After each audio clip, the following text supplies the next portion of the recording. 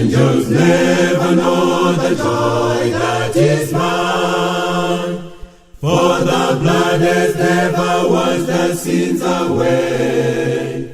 Though they sin in heaven, there shall come a time when silently they listen to me sing Amazing Grace. Now it's a song. Panguva dzamasikatano toda kuchingamidzai nenzira yakatsanangurika.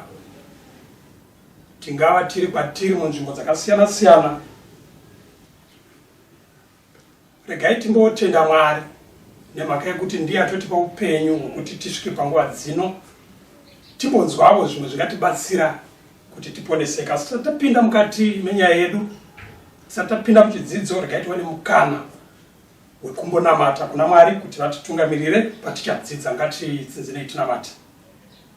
Baba vedu vari kumusoro kudenga, Muponesi Jesu naMweya Mutsvene, tinokutendai panguva dzamasikatano nemumwezve mukana wamatipa wekuti timboungana sevana venyu kuti timbodzidza zvimwe zvingatibatsira mukati merwendo rweupenyu tichienda kumusha.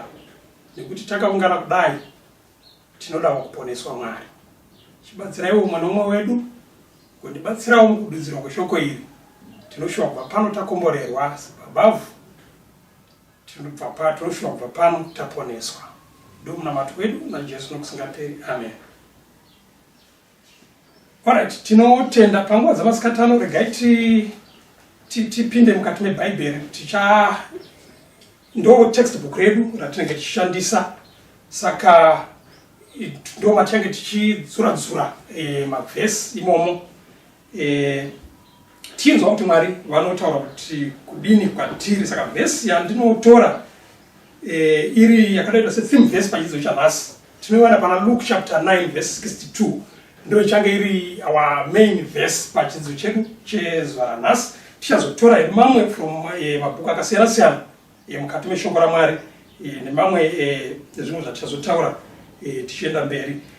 Luke chapter 9 verse 62 inotaura pfungwa inotiyo mururimi rwechirungu hanzi, anyone who puts a hand to the plow and then looks back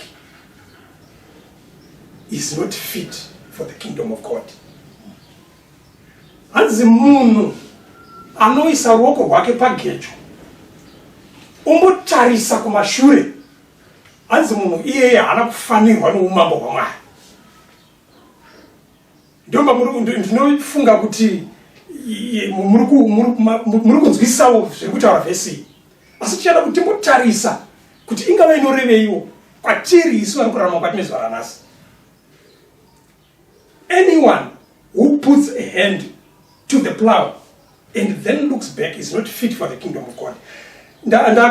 Pandaiverenga vhesi ndakambodida kumbodzokera mazuva ekare ndekuti ndine kabackground kekuruzevha kakati rebei, tichiita zvekurima nemagejo. Panguva iyoyo gejo raigona kutongorovesa munhu kana ukaribata zvisiri izvo zvisina kunaka. Nekuti ndorangarira baba vangu vachiripo tichirima, vanga vasingatarisiri kuona mabhanga patinenge tichirima. Saka waiti wakabata gejo unofanira kunge uchiconcentrata pane zvauri kudini, zvauri kuita. Mombe dzichidhonza so, iwe wakabata gejo so. Saka unofanira kumeka sure kuti maziso ako ari pagejo. Mombe yangu dzikamboda kumbomanya dzichida kubuda muforo but iwe unofanira kuedza nepese paunogona kuti geja iri riri kufutsira zviri kutarisirwa, harisi kusiya mabhanga. Nekuti kusiya mabhanga maviri matatu zvaigona kureva kuti pane shamhu dzinenge dzichikutevera.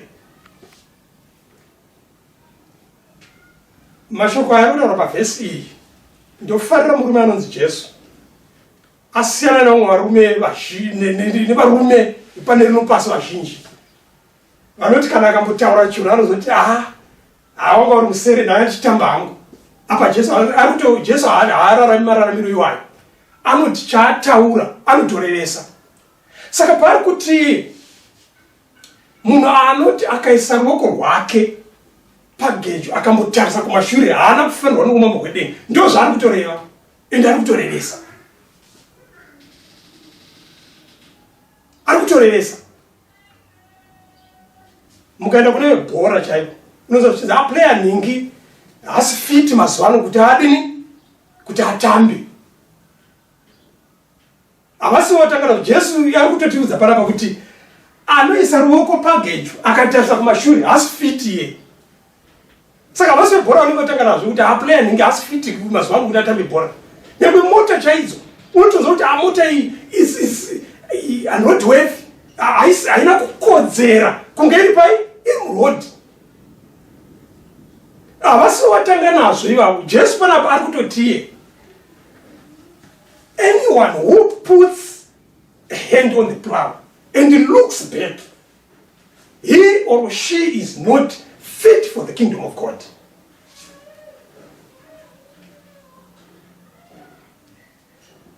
Kuipo kumba fiti kwacho kungava kunorevei.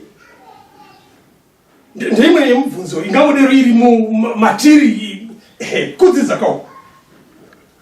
So vhesi inobva yandisiya ndine mibvunzo inenge mitatu yekuti waningada kukanda kwatiri paungava uri ikoko. Have you put your hand on the plow? Kuda nomubvunzo waningada kutanga kutobvunza.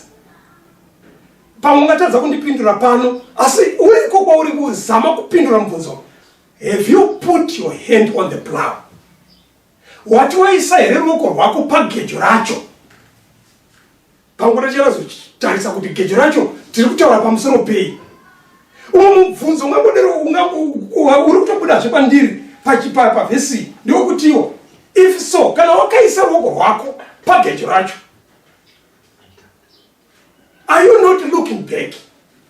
Hausi here kupota uchimbotarisa kumashure kunomaramidzwa naJesu kwaari kutiye anoisa ruoko rwake pagejo akatarisa kumashure haana kufanirwa noumambo hwedenga. Are you not looking back?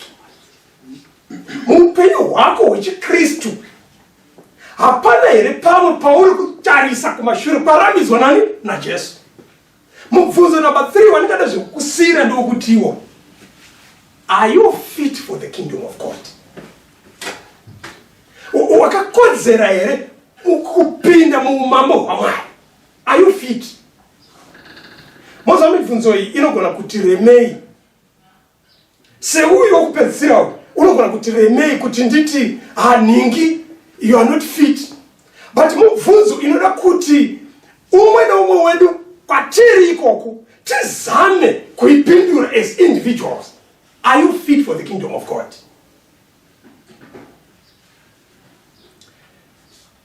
Ndakambofamba namai vangu ndichiri mudiki, zvairovesa kuita chinhu chainzi cho charinga. Kungofamba uchingo zvairovesa nemhaka yenyu makuri zvaikonzera tsaona. Unoti muviri wose uri kufamba uchindawo asi maziso akatarisa uku zvaikonzeresa tsaona. Ndorangara nerimwe gore randakaziva muHarare tichibva kwedu kumaruziva pakati pechakasara uchipinda mutaundi ine maloft buildings mabuildings akadurikana wotarisa kuti vakaseya waiyeverwa zvokuti waigona kusvika pakubondera uchifamba wakatari muviri uchienda uku maziso akatarisa uku. Charinga. Jesu ari kutiye anyone who puts his or her hand on the plow and then looks back is not fit for the kingdom of God. Vamwana vopota vachimbotaura nekuimba vachiti the world behind me, the cross before what? Before me. Kureva izvo kuti mukutorarama kwatinoita sevana vaMwari tinotarisirwa kuti always nyika ngaive kumashure, muchinjikwa waKristu uri pamberi. Takatarisa pana Jesu muvambi nomukwanisi wokutenda kwedu. ndokwega kwatinofanira kupambadza nokupedza nguva yedu takatarisa. Vana baba muriko here kuna vakomana muriko here mungozize uri murodhi uchifamba so unogona kumboti wasangana wotarisa apo unogona kuti mozomira wochenderuka wotarisa. But Jesu ari kuti anyone who puts his or her hand on the plow and then looks back, that person is not fit for the kingdom of God.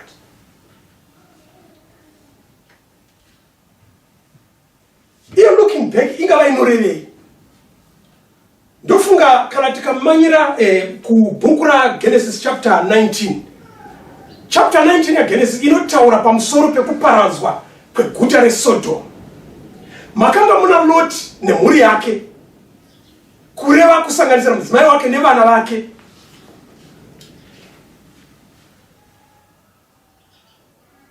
Verse 17, vanobatwa nengirozi vanoita sokunonoka. Ngirozi dzinosvika pakubata Loti nemhuri yake kuvabudisa kuti vaitizire kumakomo. Ndinofarira pfungwa iri ipapo. I would say, run for your lives and don't look back or stop anywhere in the valley. Hanzi tizai nokuda kuupenyu hwenyu. Uye zvekare musacheuka, musatarisa kumashure. Don't look back. Asi ukazomaira verse 26 inotiwo, but Lot's wife looked back. Asi mudzimai waLot akadini? Akatarisa kumashure. Munyori wandinofarira anonyora mune rimwe bhuku rinonziro The History of Redemption, papage 64, last paragraph. Anoti, while her body was upon the plain, her heart clung to Sodom, and she perished with it. Asi mutumbi wose wamailoti wakanga uchienda kumakomo, asi moyo wakanga wasara uri muSodom. Ndofungwa iri kutsanangura, that's the looking back ikuri kutaurwa naJesu. Unogona kutadza kutarisa namaziso, but moyo wako uripo. Kana mukanzwa panonzipo, he was absent minded. Kurevezva kuti kune vari present minded, ndizvo here? So Mwari ngavatibatsire, don't be absent minded, be present. Unofanira kuva panzvimbo. Izvozvi tiri munomu, tiri panapa, pese patingavadiro tiri, unogona kunge uripo mutumbi vachikuona kuti mai havari panapa, baba vari pano, asi pfungwa dzisipo. Dziri kure hadzipo dziri. Ndo zvakaita mailoti vakanga vane vamwe vachitotizira kumakomo, asi pfungwa yavo iri muSodom. Kufunga kwangu kuda pane zvavakanga vasiya imomo, zvimwe mavaluables avo nezvimwe zvakadaro. Ngati kufunga kwangu vanogona kunge zvakavabata kuti hey, ndorasikirwa here nezvinhu izvi. Pfungwa dzanga dziri uku, asi mutumbi uri kuindawo. Zvine njodzi kusava panzvimbo at the right time. Nyangwe zviitiro dzichinoiti, be present. Be present. Iva panzvimbo. Don't be absent minded. Pamunogona kuti ari kuti hawatopedzera nguva kana zvazo. Be present. Don't be absent minded. So that's the looking back. Yandinotoona iri pana Genesis chapter 19 yamailoti iri kutsanangurwa naJesu pana Luke chapter 9 verse 62. Kana tafunga zvechiKristu, tinotarisirwa kuti tichitoita zvechiKristu. Ndo zvatadazvo. here saka kana tafunga zvechikristu ngatichite zvechikristu nomwoyo wese. Imwe pfungwa iri palooking back ndeye vanhu anorarama achiti muchechi arimo, kunyika ari kumbe ariko.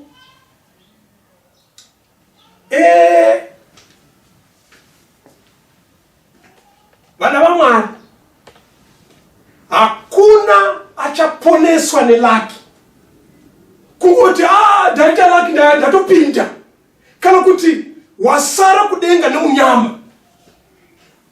Hakuna munhu achasara kudenga nekuti waita munyama, hakuna zvakadaro. Jesu ari kuti kana taisa ruoko pabadza ngatichite zvebadza. Kune vamwe vakanga vanoudza kuti ndorangarira tichiri kuita zvo, tichirima tiriko takabata badza so iri ravari kusakura manje, vakanga vane utsotsi hwekubvutsira mavhu, hwekubvutsira masora. Kana tava kurima tabata badza tochiita zvekurima, ndizvo here? Tava kuchiita zvekurima nomwoyo wese. So chikristu chinoda vanhu vanorevesa nguva dzese. Ndiri kuchikoro ndinorangara zvekare, ndakapedzisira ndonakirwa nesubject rinonzi remedzi. Subject rine vanhu vakati wandei vanogona kunge risinganyanyi kuvafadza, but ndakanga zenge ndonakirwa naro zvakanyanya. Ende imwe topic yandanyanyi kufarira yakanga iri yema-equations, ndio yakazi ndio kunyanya ma-quadratic equations. Chimwe chandakaona chandakadzidza ndechekuti kana uchida kunakirwa nemaths kunyanya ma-equations, bata formula wapedza zvose, watopedza zvose. Nekuti chiri fani pama-equations akaita sema-quadratic ndeyekuti unogona kubuda neanswer, asi working isiri right. But just panapa ndiri kuona iformula yekupinda muumambo hwaMwari yekuti ari kuti if you put your hand on the plow, chirega kutarisa kumashure, nekuti paunongotarisa kumashure denga hakusina. So ndeimwe formula yekupinda muumambo hwedenga. Imi hakuna achapinda muumambo hwedenga nemazvake mazvake. VaFarisi at one time vakambosvika vanga vaita manufacture their own righteousness. Ndo vavasiya kururama kwani kwaKristu, kugadzira kururama kwani kwavo. Kana ukamanyira pana 2 Timothy chapter 2 verses 5, pavabuda pfungwa imwe iri papo inondinakidza kuti no one will receive the victor's crown unless he or she commits according to the rules. Hanzi hakuna munhu achaponeswa, achawana mubayiro menduro kune vaya vanoita zvokumhanya, achapiwa mubayiro asi ahwina zvechitsotsi. Kana kukanzi mhanyai 400 meters, izvo reva kutenderera ground yose. Handi tinozviziva kaizvi, vari kuzvikoro nevakambobvako vakamboita zveathletics, kumanyisiwa ground yese. But ukati wewe iri handidawo zvinondinetsa, ndava kugurira nekuseri nemuno mukati munomu pakona paipai, pakona peground paipai pane zvimureza zvimwe zvinenge zvakaiswa ipapo kana zvimiti so. Iwe woti ndava kugurira nemuno mukati, vanokurega womanya uchigurira seizvozvo. Wotopedza vosimba semapedzero anokuti vari kumhanya vari mutrek, asi yange wakaita number 1 wasiya vamwe nekure, hakuna mubayiro waunowana. Vanotarisa kana kuti vanoconsider, vamhanya vachitevedzera murayiro wekumhanya. So nyangwe naKristu panapa ari kutiye, if you put your hand on the plow, ukatarisa kumashure denga hapasina. But kana waisa ruoko rwako pagejo, uchiconcentrate, concentration, kuva panzvimbo, kuva pabasa, kuva pane zvepaMwari, Jesu tiye kana zvadaro manje zvava kutanga kunaka manje. Tava kuchitanga kufambidzana tese.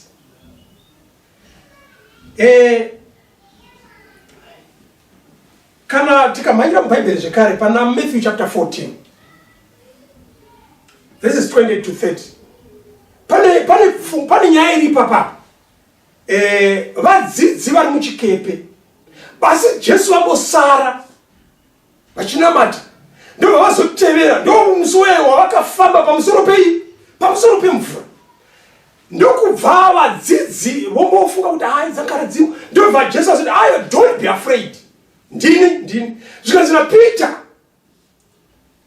Ishe kana murimwe rairei kuti ndini ndiuyeko ndichifambawo pamusoro pei? Pamusoro pemvura. Jesu ndobva ati aona kuti Peter famba uya.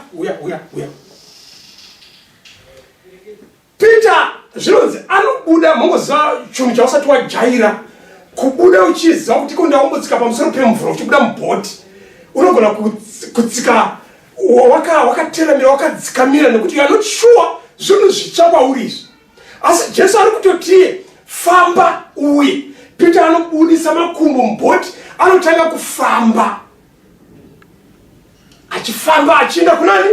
Kuna Jesu. But Bhaibheri rangu rinondinakidza zvinonzizvo zvadero Peter anokaruka ona mhepo, strong wind and waves.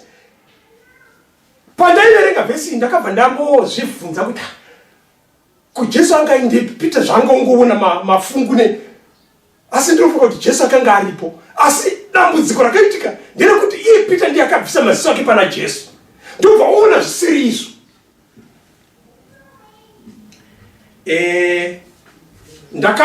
Ndiri kune imwe nzvimbo ndakamboenda kune imwe college. Asi handina kuenda ziva kuti pacollege apo kuti upasvike pane rwizi runoyambuka. Saka parwizi apo pane chibridge chiripo chinonzi chimudhefu-dhefu. Ndofunga kwamwe vanogona kunge vachichiziva. Chakatoreba, ndonga close to 30 meters kuti ukrose rwizi. Ende ndasvika paya nevakajaira kuyambuka parwizi nekamudhefu-dhefu apa. Ndotoona vanhu vari kutofamba ito ridza muridzo vari kutodini vari kutokrosa. Pfungwa dzangu ndakamira ndarega vanhu vese vapfuura vaenda. Ndakamira paya ndikati zvino vandituma baba vandituma kuti ndisvike pamira apa pacollege apa kuti ndodzokera panapa ndonovati kudini kuti shuwa ndakwira bhazi ndobva ndatoenda kumasvingo ndobva ndasvika asi ndazotadza kukresa nokuti kabridge kacho kandivhundudzi ndatya. Chibva ndarega vanhu vese ndobva vakrosa ndobva ndasara ndava ndega manje kuti ndichiona kuti ndokrosa sei pakabridge kanotamba so. Ndobva ndatarisa murwizi musina mvura. Saka musina mvura takanga tiri pamusoro unyatsoona kuti panapa ndiri mudenga asi kabridge akari kutamba. Izuva refu ndotarisa umu ndoona kuzasi uku ndikaita mistake yekuti ndadonhera uku hapana kuramba nokuti matombo ega ari muzasi umu. Kabridge kanodinaka kanotamba. Ndibva ndazoti gare ndagadzikana ndibva ndaona kuti ndikrosa apa zvinova kuti ndisatarisa uku kana uku. Hongu bridge rinenge richitamba but ndisatarisa uku kana uku, ndisatarisa pasi ndichitarisa mberi kwandiri kudini uku kwandiri kuenda. Ndibva ndakrosa. So ndiri kuti kudini panguva dzamasikati ano vana vaMwari. Peter paakangobvisa maziso ake pana Jesu. Regai ndikuudzei, regai nditaure chinhu ichi. The moment yatinobvisa maziso edu pana Jesu hatishayiwi zvatinoona. Zviripo zvimwe zvatinoona asi manje it's unfortunate kuti zvimwe zvacho zvatinoona zvinogona kunge zvichitivhundutsa.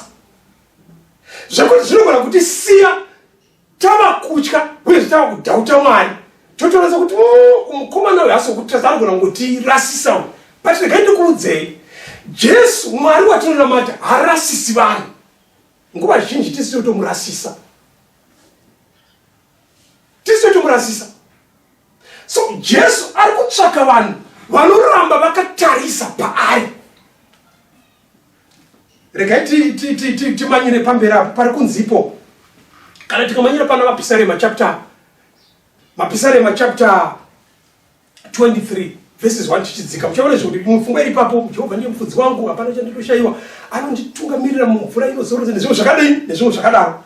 Ndakati ndichidzidza pfungwa kana kuti nyaya yewhai yakarasika, ndobva ndaona kuti asi mufudzi, nekuti vafudzi panguva iyo kuPalestine ndo vaitungamira mberi whai dzichitevera.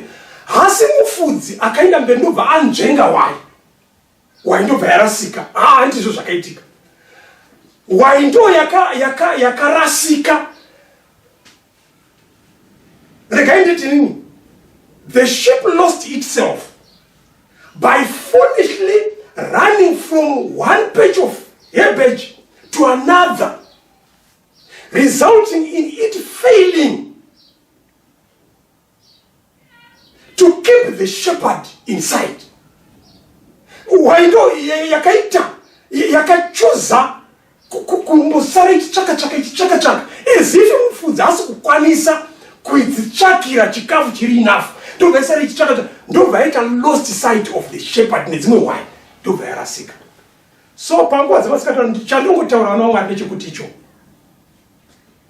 ngatiisei maziso edu pana Jesu.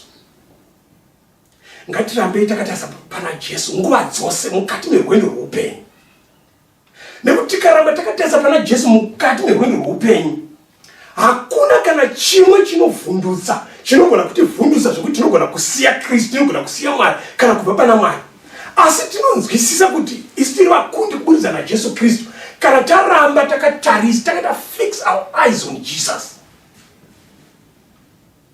So for us to be fit for the kingdom of God, tinogona kungowa fit kuburikidza nekuramba takatarisa pana Jesu. Regai ndidzokere mubvunzo yazvekare, are you fit for the kingdom of God? Are you not looking back mukati merwendo rweupenyu? Hapana here panguva uri kupota uchimbotarisa kumashure. Zvenyika unozvida, zvaKristu zvekare unozvida. Vachaponeswa, vamwe ticharasikirwa neupenyu hwazvino. Nezvinonakidza zveupenyu hwazvino togona kumborasikirwa nazvo, asi tichizowana upenyu husingaperi. So regai ndikuudze vana Mwari, Mwari ngaatibatsire, ngatitarisei pana Jesu nguva dzese. Ngatitarisei pana Jesu nguva dzese. Kune vamwe vanogona kuti tichambodya nyika rutivi, tambodya nyika rutivi. Regai nditi vana vaMwari, kana wambofunga kunakirwa nenyika inoyi, zvazviri unakirwe nemwoyo wose, kuitira kuti kana unoparadzwa uparadzwe uchizoti pane zvawakambonakidzwa, pane kuti unobiridzira kunyika uriko, kune zvepaMwari zvekare unozvida, unoita unonzi mufakose. So kana tafunga kuita maKristu, ngatichiitai maKristu nomwoyo wese tichirevesa.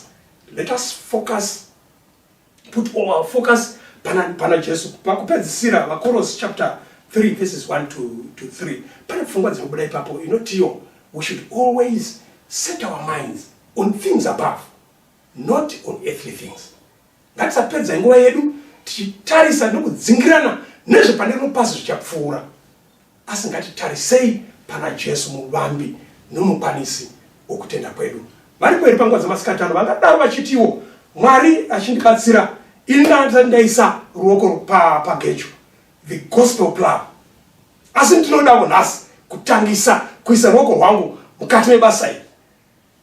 Zvekare kana ndadaro, inini I don't want to look back. Nguva yakatopfuura, iko zvino ndatowa serious, ndauda kuramba ndakatarisa pana Jesu. Vanoti zvekare I was not fit. I'm not fit. Asi imwe Mwari ndimunogona kundiita kuti ndive fit for the kingdom of God. Kana uri wakadaro, muri kwamuri ikoko, ngatiwane nguva dzekunamata. Baba vedu vari kumusoro kudenga, panguva dzamasikatano toda kutendai nenguva duku yamatipa yokuti timbodzidza. Chimwe chatatodzidzawo pano Mwari ndechekuti tinofanira kutarisa pamuri kuti tiponeswe. Ivai nesu mutibatsirewo Mwari, tiri tega hatigoni, hatina simba, totokumbira kuno kutsvaka simba kubva pamuri rekuti tigone kwamaKristu chaiwo. Inguva zhinji dzatinoda kuzama nekuedza kuita zvinhu zvechikristu tiri munyama. Asi izvi zvinoratidza kuti hazvigoneki. Chitibatsirewo Mwari, mutipe simba tigone kukuraramira mukati menyika yeipa zvakadai. Ine zvizhinji machallenges mazhinji atiri kusangana nawo. Zvimwe zvinogona kutipedzera zvaita kuti tidzokere kumashure, timbotarisa kumashure. Asi matidzidzisa panguva dzamasikati ano kuti anyone who puts his or her hand on the plow and looks back, that person is not fit for the kingdom of God. Isu tose vari pano Mwari nevese patiri tinoshuwawo kuponeswa. Chitibatsireiwo tigone vakafanira. Tinokumbirawo kufukidzwa nokururama kwenyu muKristu. Ndo munamato wedu panguva dzamasikati ano. Tanamata chipotani zita ra Jesu nokusingaperi. Amen.